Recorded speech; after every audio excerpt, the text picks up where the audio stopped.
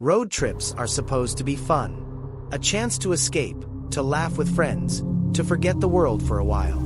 But sometimes, the road leads you exactly where it wants. That's how three friends ended up pulling into a place they should have kept driving past. A place with a broken neon sign buzzing faintly against the night sky.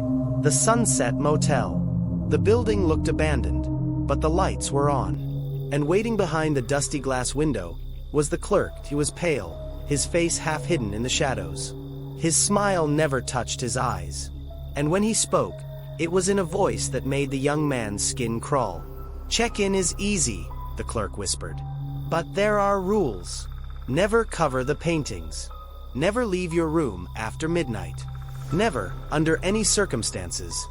Ignore the knocking." The friends laughed. They were tired, half delirious from the road.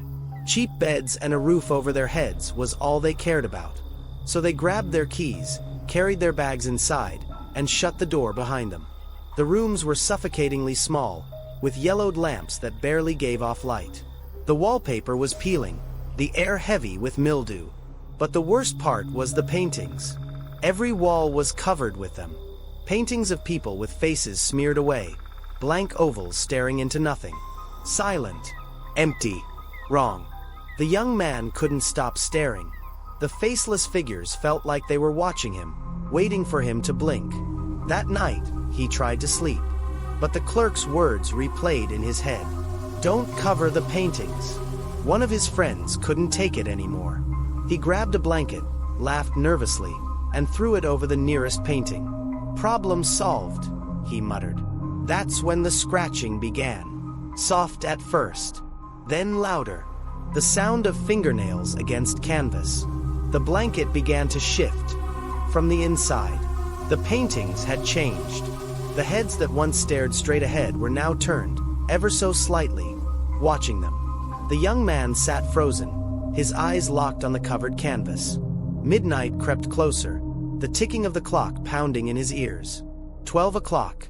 And then, the door rattled. The handle shook violently. Something was outside. A shadow pressed against the frosted glass window. The rules screamed in his mind. Never leave your room after midnight. But one of the friends ignored it. Slowly, carefully, he unlocked the door. The young man tried to stop him, but it was too late. The hallway stretched into darkness. And from that darkness, they emerged. Faceless silhouettes stepping out of every door, lining the corridor in perfect silence. The friends screamed and ran, the hallway twisting, growing longer with each step. Doors slammed shut on their own. The faceless figures followed, crawling, reaching. Inside the room, the young man clutched the paper with the rules. His hands trembled, but the words seemed to change before his eyes. The ink bled, dripping down the page like blood. The blanket slipped from the wall. The painting was no longer blank. It showed his friend's face, screaming, frozen in terror. And in the room, the bed where that friend had been sleeping was empty. The scream still echoed through the motel, long after the friend was gone. The young man shut the door. But the paintings were different now. They weren't faceless anymore. They all showed him. Dozens of canvases, each one a reflection of his own fear. His own eyes, wide with terror, staring back at him. He ripped off his jacket, threw it over a painting, desperate to make it stop. But the fabric began to bulge, stretch, as a hand pushed through from the other side. The paintings didn't just watch. They wanted him. The walls began to bend, shrinking in, closing around him. The faces in the paintings twisted and grinned, their mouths moving. The room collapsed into darkness as he screamed. And then, silence. When the friends woke in the morning, his bed was empty. There was no sign he had ever been there at all. They ran to the car, desperate to leave. But the engine refused to start.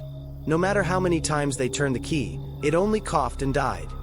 And standing at the office window was the clerk, smiled, his teeth too sharp. "No refunds," he whispered. And with a slow motion, he slammed the bell on the counter. The sound echoed through the motel like a death sentence. By dawn, new guests arrived. A family of 4, laughing as they pulled into the parking lot. They had no idea what waited inside. The clerk greeted them with the same hollow smile.